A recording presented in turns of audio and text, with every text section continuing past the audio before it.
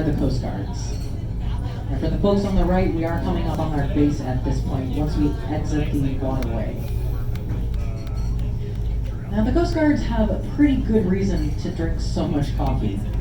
The Puget Sound base here guards the largest stretch of water out of any Coast Guard base in the US. There are different kinds of ships based right here too. You'll get to see a white Coast Guard patrol cutter and a red icebreaker. The white Coast Guard patrol cutter is called the John Midget. It is named after a famous US Coast Guard. The red icebreaker is the Polar Sea. The Polar Sea isn't actually in operation right now, but it is used to scavenge parts for its sister ships that do still go on missions. Now, a couple of our ships go out to the Antarctic and a couple go to the Arctic. Some of them drop supplies and some of them bring researchers out to the poles. They are some of the most powerful ships in the world too. If they're just staying in here, they can crush 6 feet of ice, and that's just because they're so heavy. There was one time when one of our icebreakers was stuck, wedged into the ice. It's one of the most beautiful Someone made a bad miscalculation in the world. It was such a dire situation that they engaged in a pretty risky maneuver. พูดดีกว่า They pumped their fuel back and forth, so it started getting them rocking like a seesaw. Once they got rocking hard enough, they were able to crush those 20 Nếu feet con ra of nước ngoài ice. là con mới thấy được mà. Nghĩa là mình nhỏ bé hả? Đúng không? Nhưng mà con ở Sài Gòn. Since we are exiting the shipping zone as well as the Coast Guard base, we have the Vô Sài stadium Gòn tiếp district đỡ tí on the nữa. starboard side. Cả người cả đời ở Tiêu Hồng. Vô được tới Sài Gòn tụi nó I know we have a nhiều lắm, lot of ghê gớm visitors lắm. here thanks to that Bird Stadium, T-Mobile Park. Now, T-Mobile Park has only one game that is played there. That is the game of baseball. America's favorite pastime, but of course, all my Canadian friends, I imagine a favorite pastime for you as well. Now, T-Mobile Park was incredibly expensive, guys.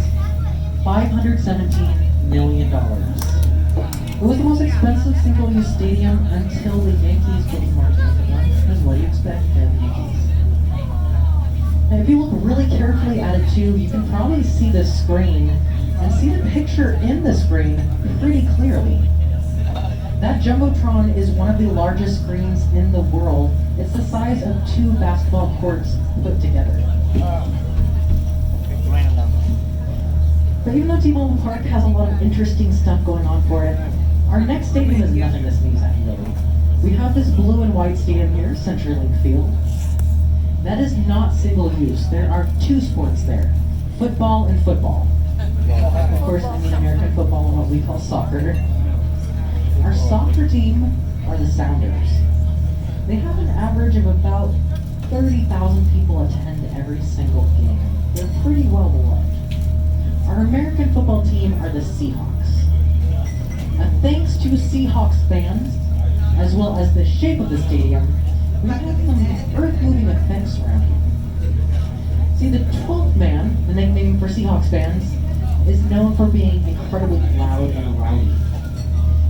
The shape of the field contributes to some of the loudness. The roof only covers half of both sides of the audience, so sound bounces off into the middle, and it amplifies there. In 2011, when our running back made a 67-yard touchdown and broke 7 tackles, to visit Seattle's oldest skyscraper.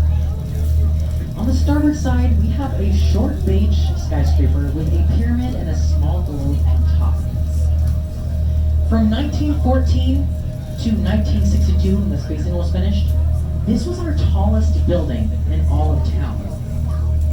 Even though it's dwarfed today, it does still have something called the wishing chair. Legend has it, if a single woman sits in the wishing chair, within a year, the love of her life will propose to her. Now, if you don't go for all that superstition, it has worked.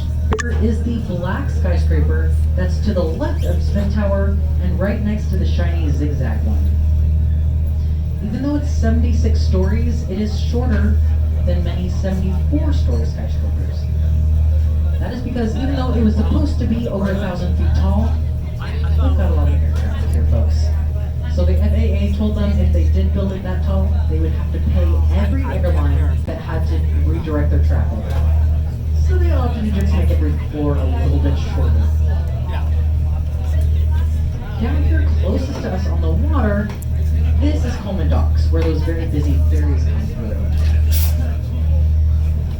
A short walk from Coleman Docks, there is the Beige Pier, where there is Ivor's Acres of Land and Ye Old Curiosity Shop. Ye Old Curiosity Shop is a store, so it's free to enter, but they have some really cool knickknacks, such as a line of fashion for fleas, 2 human mummies, and one of the biggest collections of shrunken human heads in the United States. Now, the sad thing is, folks, that they are our next door neighbors, which means our tour is nearly over. That means I have to get off the microphone into a life jacket and get ready to help tie us up. So